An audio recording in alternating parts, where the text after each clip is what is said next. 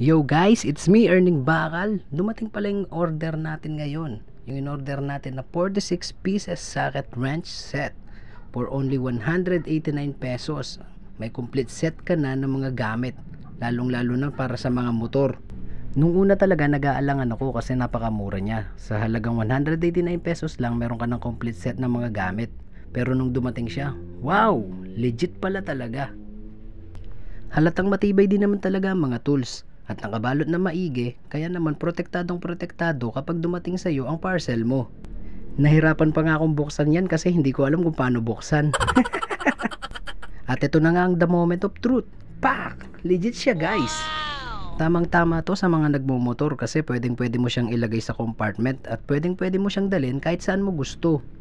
At lalong tamang tama din naman ito sa mga may mga motor shop. Katulad na lang namin, meron kaming munting shop. Kaya naman excited na akong gamitin to.